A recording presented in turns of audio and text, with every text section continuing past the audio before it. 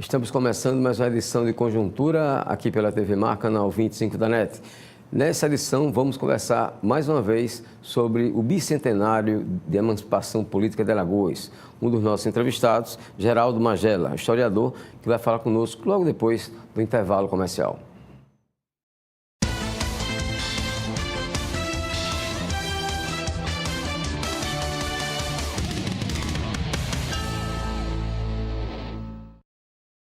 Para enfrentar a seca no sertão e no agreste é preciso trabalho e coragem. O governo de Alagoas está presente aqui, onde o que mais faz falta é a água. O governo construiu mais de 1.900 cisternas, perfurou mais de 560 poços e 120 carros-pipa trabalham para fazer a água chegar nas casas. O canal do Sertão avança e, pela primeira vez, a água já beneficia agricultores. É com trabalho sério que a gente encara os desafios para Alagoas seguir firme cumprindo o compromisso com a mudança. Ter uma vida happy é brincar na chuva, mas também é ser atendido com agilidade. Ter uma vida happy é jantar com quem você ama, mas também é contar com a maior rede pediátrica do Norte e Nordeste. Ter uma vida happy é ganhar vários likes e também usar tecnologia de ponta para diagnósticos precisos. Ter uma vida happy é ser feliz e cuidar do sorriso. Para ter uma vida happy, faça a Happy Vida. Happy Vida faz bem para você. No futuro, tudo está interligado. Novas demandas fazem surgir novos mercados. A tecnologia possibilita soluções inovadoras. Mais oportunidades de negócio se conectam ao conhecimento. E quem se liga em tudo isso precisa se ligar em educação empreendedora na Feira do Empreendedor. Negócios, conhecimento, capacitação e inovação. De 18 a 21 de outubro, no Centro de Convenções. Feira do Empreendedor. Educação empreendedora para quem se liga em negócios de futuro. Realização Sebrae. Patrocínio Governo de Alagoas e Prefeitura de Maceió.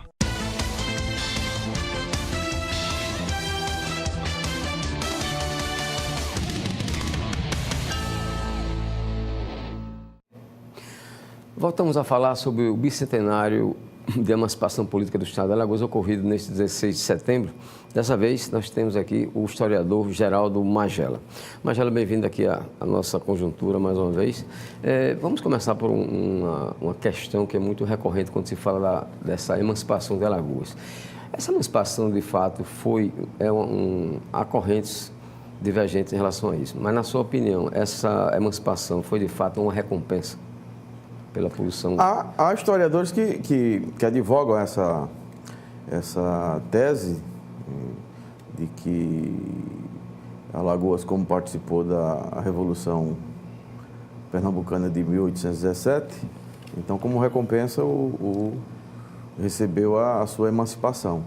Há outro grupo de historiadores que discorda dessa tese e advogam que, em função das lutas que já vinham ocorrendo aqui na parte norte, aliás, sul da província de Pernambuco, isso acelerou a independência. E o fato que essa controvérsia ainda não se chegou a um consenso, e certamente talvez não se chegue a consenso sobre isso, o fato é que Alagoas conquistou a sua emancipação e passou a ter uma vida independente de Pernambuco, né? Com muitos percalços durante os primeiros 50, 60 anos, mas conquistou.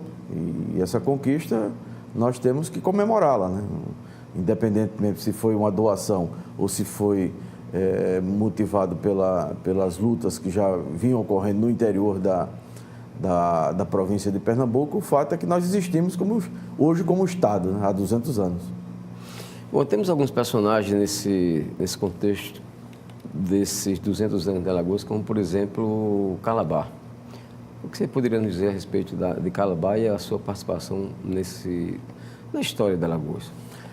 A história, toda essa história, sobretudo a história colonial, ela foi montada a partir primeiro, de quem sabia escrever, né? Segundo, quem era o dono do poder, o Estado colonial. E o Calabar passou, durante 200, 300 anos, como o traidor. Mas traidor de quem, né? Ele traiu quem? É bom ficar claro, porque o Brasil, enquanto nação, não existia, né? Mesmo Portugal estava com o Império Espanhol, Ibérico. Então, Calabar fez uma avaliação, até porque ele começou até lutando do lado dos portugueses. Depois ele mudou de posição. E ele mudou de posição certamente pelo pragmatismo de um empresário, que ele era dono de três engenhos de açúcar. E o açúcar era um produto nobre. Se é produto nobre hoje, você imagine naquele período. Era o único produto de exportação que se tinha com valor definido e, aliás, o mais valorizado da época. Então, o Calabar fez a opção. Quando os holandeses perdem a guerra, Calabar sofreu a retaliação dos vencedores, dos portugueses. E aí foi decapitado. E pior do que a decapitação foi a pecha de traidor, né? O Estado colonial português impingiu, e até bem pouco tempo, eu estudei na escola aí nos anos 70, Calabar era o traidor, né? Hoje, a desconstrução e a escrita de uma nova história, a reinterpretação da história brasileira, já vai reabilitando Calabar. E a história de Alagoas precisa efetivamente reabilitar Calabar. Calabar não é o traidor, Calabar não foi essa figura nefasta que foi pintada durante mais de 3 séculos. Calabar é um dos nossos alagoanos, que nem alagoanos nós poderíamos dizer, porque Alagoas, enquanto província, não existia, mas era um dos nossos lutadores, e que passa a condição de uma figura, que eu não diria de herói, mas pelo menos de reabilitado como um cidadão que nunca traiu pátria nenhuma, porque não existia pátria. Mas a outra questão inevitável, quando a gente fala dessa época, né, desse período da história, e também, principalmente, de Calabar. Muita gente acha que se os holandeses tivessem prevalecido aqui no Brasil, a nossa situação seria outra. Você acredita nisso? Não, nenhuma colônia deixou os seus colonizados numa vida tranquila. Os portugueses não deixaram os africanos, Angola, Moçambique, Guiné-Bissau, Cabo Verde, o Timor-Leste, nenhuma dessas colônias portuguesas ficaram tranquilas. Nenhuma das colônias, o seu povo foi tratado de forma decente. Ao contrário, foram escravizados. Nenhuma colônia holandesa ao redor do mundo viveu dias de escravidão, de exploração, de morte, de tortura, de exploração de toda a natureza. Nenhuma colônia inglesa, por exemplo, a Índia é um exemplo clássico disso, o Império Inglês dominou todos os continentes, muitos países, muitas colônias nos 4 continentes, e nenhuma dessas colônias viveram tranquilidade, sem exploração, sem escravidão, sem morte, sem tortura, sem humilhação, sem o roubo, sem a pilhagem, nenhuma colônia. Hoje mesmo, na fase moderna da nossa história, nenhum país imperialista, por exemplo, os Estados Unidos é um exemplo maior disso aí, nenhuma colônia, nenhum país que os Estados Unidos se apossou, vive uma situação de tranquilidade, de respeito à sua riqueza. Não. A exploração é uma marca dos colonizadores. Então, não acredito que nenhuma possibilidade de melhora, se portuguesa ou holandesa. Nós passaríamos pelo mesmo período de escravidão. Uma maior, outra menor, mas seríamos escravos, seríamos explorados da mesma maneira. Bom, o personagem de maior repercussão em termos históricos aqui em Alagoas, sem dúvida alguma, que é Zumbi. E sobre ele, o que é que você pode nos falar? Esse sim, esse é o herói nacional. O primeiro grande herói nacional é Zumbi. Esse lutou para efetivamente emancipar pelo menos os negros e os pobres que estavam em torno fugindo da escravidão nos engenhos, sob o domínio português e holandês, né? Então, o Zumbi, essa é a figura ainda pouco celebrada no Brasil. O Zumbi, em Alagoas, ele é muito pouco celebrado e no Brasil também é pouco celebrado. Vejo que sempre a gente arruma um general, um marechal, para celebrar como o herói da pátria. E o nosso herói fundamental é Zumbi dos Palmares, um negro pobre e escravo. Quer dizer, que fugiu da escravidão, que rompeu com a escravidão e lutou pela liberdade. Não só no Brasil, mas como na América. O Zumbi é um exemplo de herói que nós precisamos cultivá-lo. Bom, ao longo desses 200 anos, Magela, quais foram, do seu entender, as maiores lideranças políticas aqui do Estado?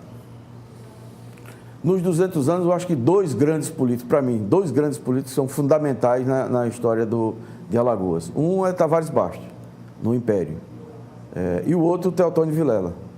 E eu explico por quê.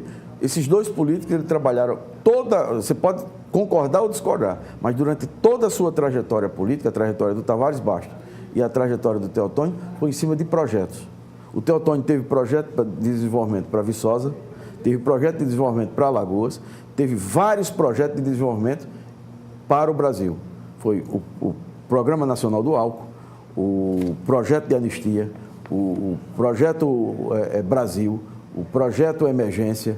O Teotônio foi essa figura que encarnou na República um político que inclusive, ele se apartou da sua classe.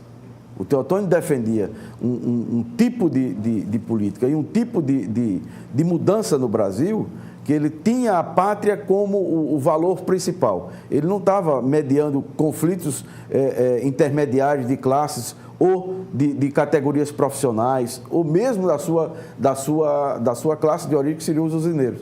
O Teotônio esteve muito acima disso. E como um político, ele tem uma trajetória que a gente pode até chamar errante. O Teotônio, ele esteve, por exemplo, agora, dia 13 de setembro, completou 60 anos do tiroteio da Assembleia. O Teotônio foi um dos protagonistas para derrubar um dos governos mais democráticos que Alagoas já teve. Foi um governo que não saiu do seio da classe dominante do Teotônio, dos usineiros, por exemplo, dos grandes empresários. O Muniz, a candidatura do Muniz Falcão, ela surgiu do meio dos trabalhadores, da classe média e de um setor do interior, ainda conservador, mas que ele juntou uma parte conservadora do interior com a classe média e com os trabalhadores urbanos e conseguiu ganhar as eleições e conseguiu implementar, ou pelo menos tentou implementar, mudanças fundamentais, que hoje são mudanças tão normais, tão naturais, que ninguém é contra, por exemplo, ao Fundeb. Ninguém é contra ao Fundeb. O Fundeb do Muniz Falcão foi taxar o açúcar e o algodão em 2% de imposto específico para a educação. Ele não queria expropriar a usina, ele não queria prender o usineiro, absolutamente não queria acabar com fábrica de algodão, não. Ele queria taxar em mais 2% de imposto para destinar à educação e saúde. Então, por isso, o impeachment teve todo esse pano de fundo econômico, mas o que se apresentou foi o estado de violência que existia entre as oligarquias em Alagoas. E o Muniz não era parte das oligarquias. Ele não era, sequer ele era alagoano, era do sertão de Pernambuco. Então, o Teotônio foi um dos protagonistas, foi o relator, foi a figura que verbalizava isso. O Teotônio, ele conseguiu fazer essa autocrítica. Ele não mais se pronunciou sobre o impeachment, ele não advogou mais as teses que ele advogou anos depois. Em 57, por exemplo, ele morreu sem advogar aquelas teses. Aquelas teses, para ele, já não valiam mais. O Teotônio, em 64, ele esteve do lado do golpe e, imediatamente, o Teotônio ele começa a se insurgir contra o golpe.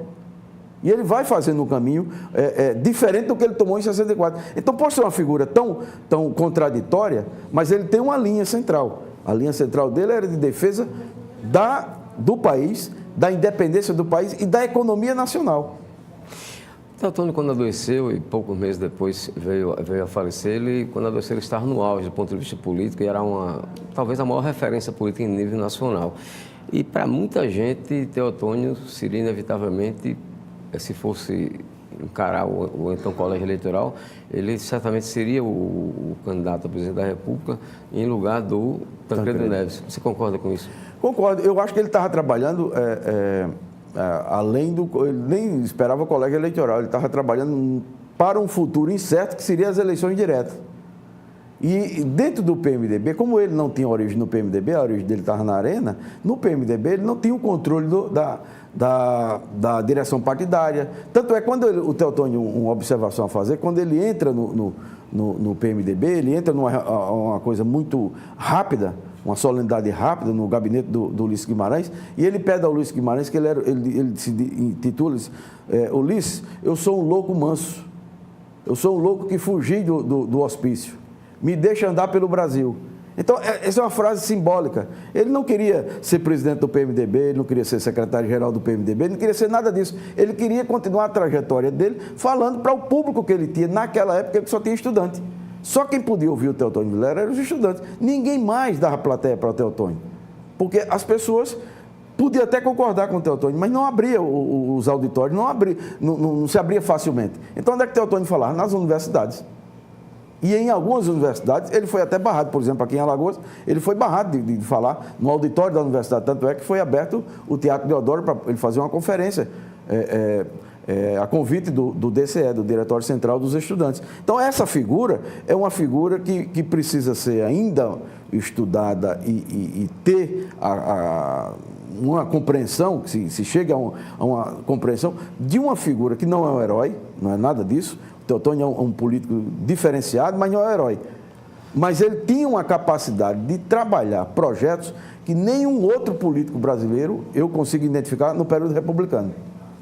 Magela, você fez referência agora há pouco como um outro grande personagem político, dentre os dois que você colocou, Tavares Bastos. Antônio Tavares Bastos. Fala um pouco sobre ele, por favor. O Tavares Bastos foi um político e um intelectual alagoano de Marechal Deodoro, filho de José Tavares Bastos, que também foi jurista e político importante no período província, Alagoas já no início da Alagoas como província, como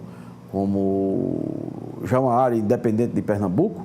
O Tavares Bastos foi uma figura que como senador do Império, como deputado, como político e como intelectual, ele advogava, por exemplo, a questão da abolição da escravatura, da federação. O Brasil precisava ser uma federação. Quer dizer, a descentralização do Império transformou o Brasil numa república, era uma das bandeiras do Tavares Bastos.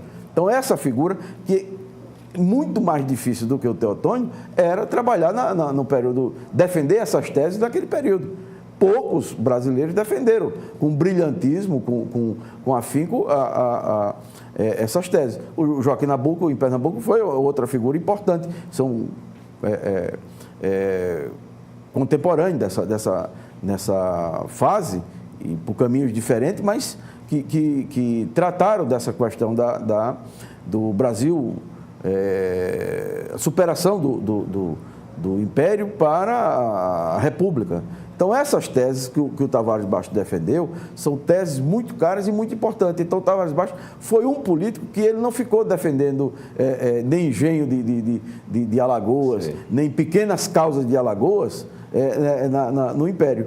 Ao contrário, ele ficou defendendo causas nacionais, de interesses nacionais, e que não eram bem vistas pela classe dominante da época, né? O Tavares Bastos não era uma figura assim louvada pelos seus pares no conjunto da ação parlamentar dele. Ele tinha muita divergência, mas ele tinha uma clareza muito grande. O que ele escreveu, o que ele defendeu, ele aplicou no parlamento como parlamentar. Então, esse mérito o Tavares Bastos teve, tanto como político como intelectual. O Teotônio teve esse mérito como político e também como intelectual em épocas diferentes, mas dentro desses 200 anos de Alagoas. Magela, como é que você explica que Alagoas, um estado pequeno, tenha tanto peso político ao ponto de ter personagens como Teotônio e Tavares Bastos, que não exerceram, por exemplo, não chegaram a ser presidente da República, não tiveram cargos assim, de maior relevância, além de cargos legislativos, deu também em Alagoas 3 presidentes da República, deu por 3 vezes o senador Renan Calheiros presidente do Congresso Nacional, deu o nosso Aldo Ribeiro, se bem que eleito deputado por São Paulo, presidente da Câmara dos Deputados. Como é que você explica esse protagonismo de Alagoas? Rapaz, é uma coisa que precisa ser estudada, né? Porque você citou esses nomes, né? Você citou, mas tem mais, né? É uma lista imensa, né? Quando você vai olhando porque nós estamos falando só dos políticos, né? Quando você abre o leque, tem muita gente com influência na República, né? Tem um que é conhecido internacionalmente como escritor, como grande escritor, que na verdade foi também um excelente político, é modelo de político, Graciliano Ramos. Pronto. Então, quando você vai puxando, né, parece um cofre que você vai abrindo, cada gaveta do cofre que você vai abrindo, vão aparecendo as pessoas. Essas três figuras, o Deodoro, o Floriano e o Collor, ocuparam a presidência da República em 100 anos, um período republicano de 100 anos. Você teve, durante, sei lá, 10, 12 anos do governo Vargas, a influência decisiva do Pedro Aurélio Góes Monteiro, para o bem e para o mal, não importa. Estava lá no centro do poder o Góes Monteiro, né? Você teve na área, entre os juristas, o Pontes de Miranda, que é uma figura excepcional, está acima de todos. Esse aí é um gênio.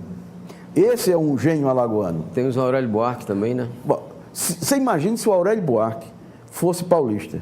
Se o Aurélio Buarque tivesse nascido em qualquer cidade do Rio de Janeiro, ou mesmo em Pernambuco.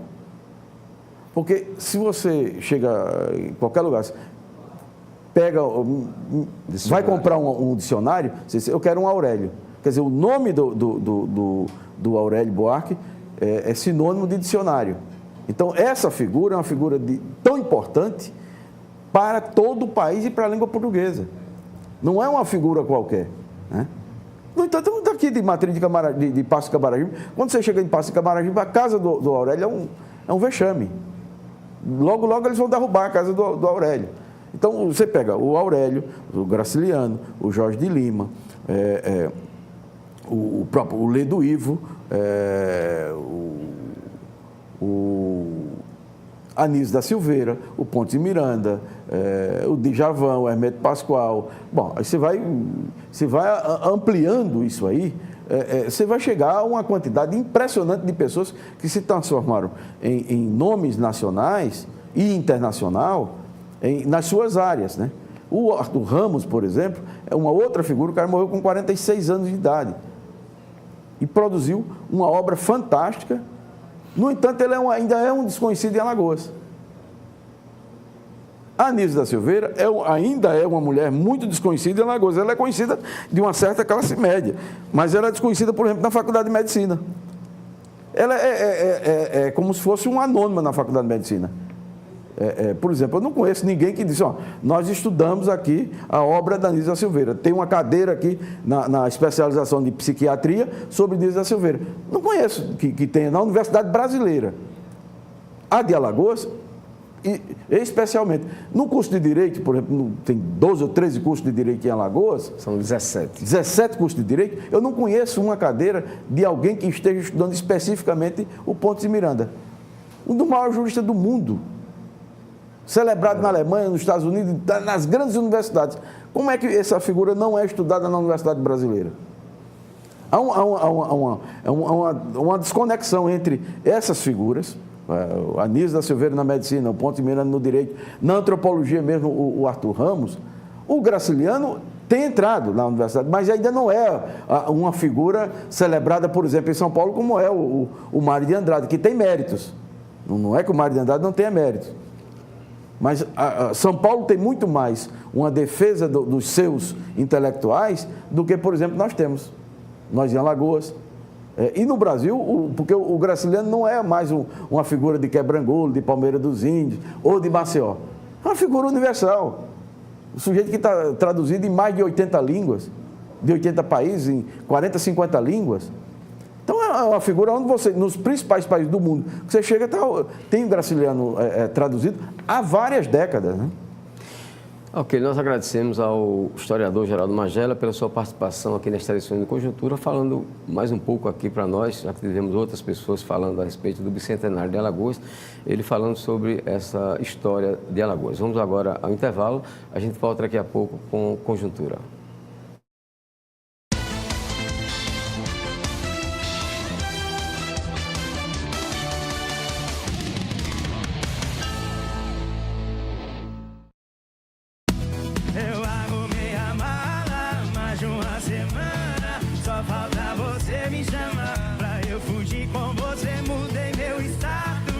Tô namorando, antes de você aceitar, já pra te assumir pro Brasil.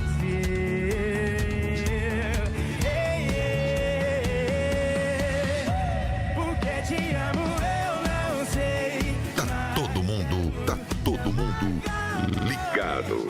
No futuro, tudo está interligado. Novas demandas fazem surgir novos mercados. A tecnologia possibilita soluções inovadoras. Mais oportunidades de negócio se conectam ao conhecimento. E quem se liga em tudo isso precisa se ligar em educação empreendedora na Feira do Empreendedor. Negócios, conhecimento, capacitação e inovação. De 18 a 21 de outubro, no Centro de Convenções. Feira do Empreendedor. Educação empreendedora para quem se liga em negócios de futuro. Realização Sebrae. Patrocínio Governo de Alagoas e Prefeitura de Maceió. Você sabe o que ele faria se alguém o provocasse xingando, ofendendo, chamando para a briga?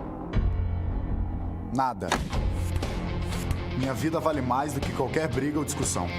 No Brasil, centenas de pessoas são mortas por motivos fúteis. Conte até 10. A raiva passa, a vida fica. Paz.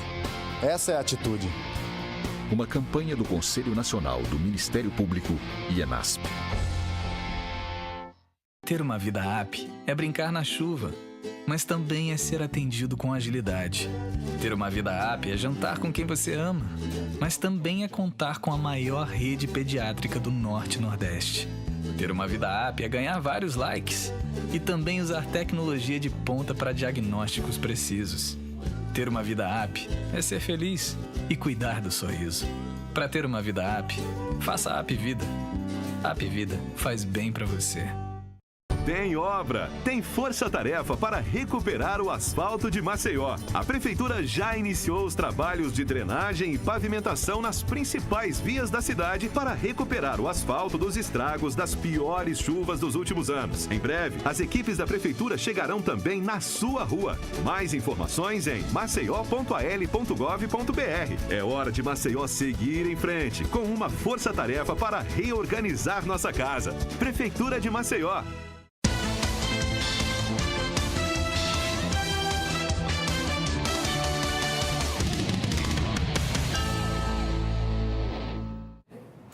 Estamos de volta com Conjuntura, aqui pela TV Marca, na 25 da NET. A partir de agora, nós vamos conversar com o Nestor Paulo, que é o presidente do Sindicato dos Urbanitários de Alagoas.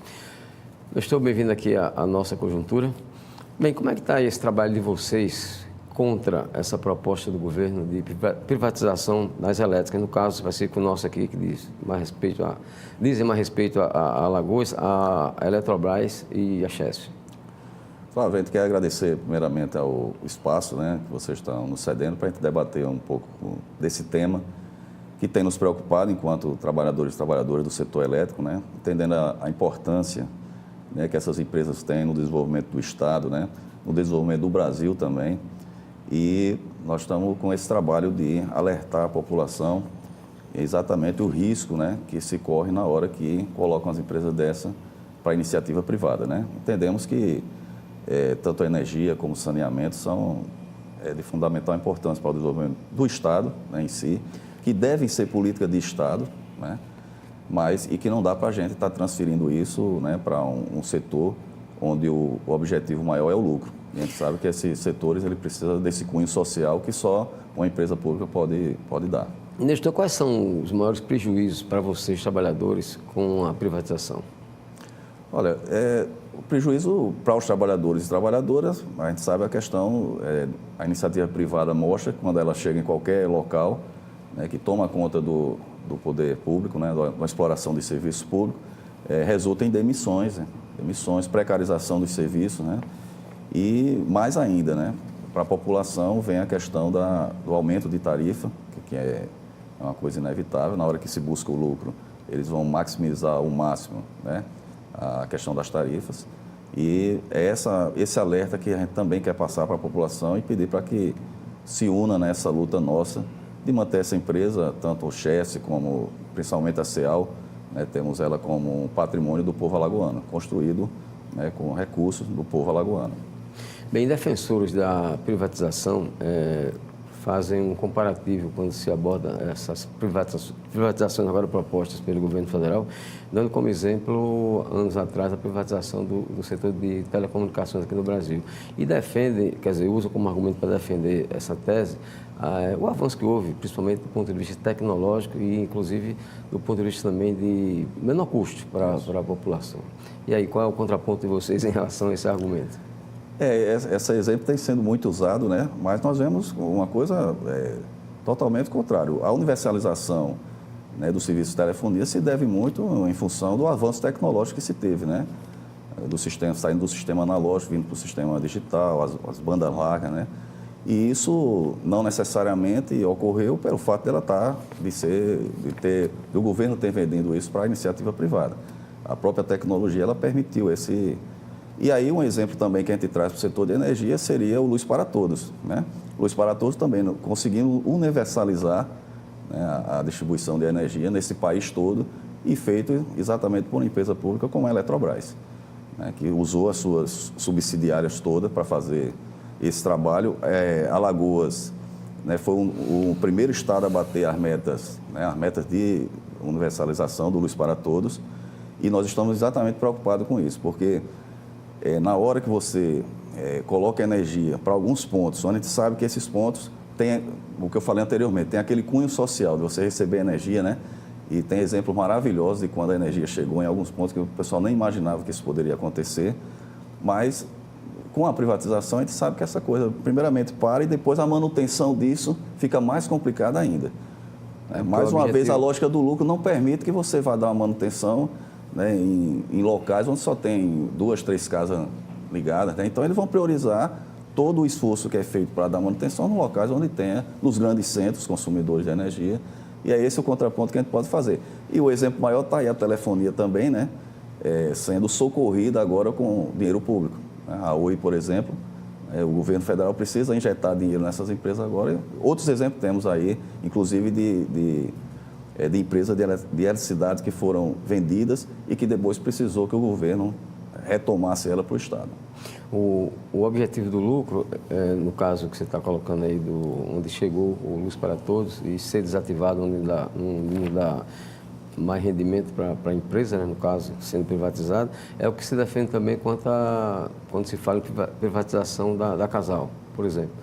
Maceió, por exemplo, é superavitário para Casal, mas quando vai para alguns municípios do interior, o prejuízo é grande. Perfeito, Então, aí fruto de que a gente chama de um subsídio cruzado, né, se permite que em alguns locais onde, se fosse levar, no exemplo da água, né, da Casal, leva a água onde a água é produzida para onde ela deve ser distribuída, por exemplo, o Alto Sertão, a gente sabe que esse é um sistema deficitário, né? Então, por isso que é importante que esse serviço esteja na mão do Estado, que tem que ser uma política de Estado. Não pode deixar, né, imaginar uma população sem o acesso à água, sem acesso à energia no dia de hoje, né? Como é que anda essa pretensão do governo, em termos práticos, de privatizar esse setor elétrico? Nós estamos vivendo um momento, né, difícil, um cenário complicado, né? Infelizmente, estamos com um governo aí que tem essa vontade de entregar o país como um todo, e a gente está falando do setor de energia, setor de saneamento, estamos falando da Amazônia, inclusive, né? Casa da Moeda, que está colocado, né, também à venda, ou seja, é uma entrega total, né? Para você ter uma ideia, Flávio, a questão da Eletrobras em si. Foi feito um levantamento e os ativos da Eletrobras hoje valem em torno de 400 bilhões, né? E o governo sinaliza aí para vender a Eletrobras por 20 bilhões. 10%. Então a gente vê exatamente... 5%. A gente vê exatamente qual é a intenção, né? Uma intenção nefasta, né, para a sociedade alagoana como um todo. E, mais uma vez, são setores estratégicos, né? São setores fundamentais para o desenvolvimento do país. E aí, trazendo aqui para o nosso Estado principalmente, o Estado pobre, a gente sabe que precisa ter algumas tarifas, né, subsidiadas ainda. E aí não tem jeito da iniciativa privada manter, né, o que se tem hoje, né? Claro que a gente sabe que algumas deficiências precisa ter mais investimentos, né? A CEAL, por exemplo, é uma empresa que, apesar de poucos investimentos que está tendo, mas é uma empresa que vem dando certo. A ANEEL reconhece isso, né? Os índices, né? Os parâmetros que a ANEEL referenda, né, para se ter uma boa prestação de serviço. A CEL tem conseguido bater isso, então a gente não vê nenhum motivo a não ser exatamente essa propositura desse governo de querer fazer a entrega do patrimônio público, né, para o capital estrangeiro, né, iniciativa privada. Nestor, um caso bastante específico é a situação de alguns que trabalham, a maioria trabalhou na antiga CEAL, hoje é Eletrobras Alagoas. Você está acompanhando, o sindicato está acompanhando esse trabalho no sentido de o pessoal receber alguns direitos que lhes foram negados, né, no passado? Como é que está essa questão? A gente tem um passivo trabalhista aí que já dura 30 anos, né? Dentro do processo, né, do Código Processual Brasileiro, né, a gente vem ganhando em todas as instâncias, mas a empresa insiste ainda com recursos protelatórios, inclusive. Então, isso tem 30 anos, que é o Plano Bresser, né? Então, esse é um passivo que hoje, cálculo da própria empresa atualizados, gira em torno aí de 1 bilhão e 800 milhões de reais. Nós, enquanto trabalhadores, já colocamos para a empresa que estamos dispostos a fazer uma negociação, sim, mas a empresa continua resistindo a isso e, às vezes, quando chega para nós com alguma proposta, né, alguma tentativa de acordo, é com valores muito irrisórios, né? Inclusive, agora, recentemente, a gente tem conhecimento que está sendo tratado, posto, né, uma proposta aí de acordo dentro da gestão da Eletrobras, mas que gira em torno aí de 7,5% desse valor corrigido. Então, é uma coisa distante. Muito distante aí do que... Os trabalhadores, inclusive, já abriram mão de 50% disso, né? Aceitam fazer um acordo com metade desse valor, do valor atualizado. Certo. Mas, infelizmente, a empresa ainda não sinalizou, né, com uma proposta que possa nos atender. Como é que ficaria, Nestor, uma pendência dessa no caso de privatização?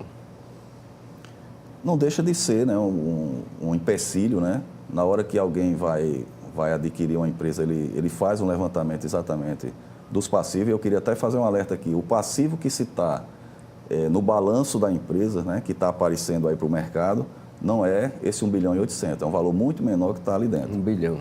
1 bilhão e 800 milhões. Então, esse valor não tá lá no balanço da empresa, no oficial da empresa, né? Então, é preciso os investidores, né, alguém que se habilita a comprar, saber, né, que tem um montante desse sendo questionado aí no TST, né, e agora, recentemente, ela recorreu para o Supremo também. Mas estamos aí aguardando, estamos dispostos a negociar, né, e fazer com que esses trabalhadores recebam, né? Há tanto tempo, 30 anos aí, não é fácil essa expectativa, né? E qual é a avaliação de vocês, a sua opinião pessoal também, sobre essa recente mudança no comando da Eletrobras Alagoas? É uma mudança que ela ocorre, né? Isso a gente sabe que são decisões políticas, né, que vem acontecendo. O que nós esperamos é que quem esteja assumindo, porque você fazer uma avaliação da capacidade técnica das pessoas, isso é muito subjetivo, não nos cabe aqui, mas o que a gente quer, né, e espera é que tenhamos a continuidade dessa empresa, que mesmo sem investimento, ela vem dando uma resposta adequada aí para a população. Bom, voltando um pouquinho ao início da nossa conversa, quando a gente fala na situação da Chesf, a gente parte mais para a questão regional. E aí a gente lembra desse projeto que está em implantação bastante lenta, da transposição de água do Rio São Francisco. Qual a posição de vocês, do sindicato, com relação a isso? O Rio São Francisco ele precisa ser, e eu acho que isso é um outro ponto que remete à questão da privatização, que é exatamente a Chesf, ela tem esse papel também, né, de cuidar das águas, cuidar do rio. E aí, quando a gente fala em privatização do setor elétrico, parece que só se resume, né, à produção de eletricidade. A gente precisa ter cuidado com isso, porque envolve exatamente o manejo dos rios, o manejo das águas também.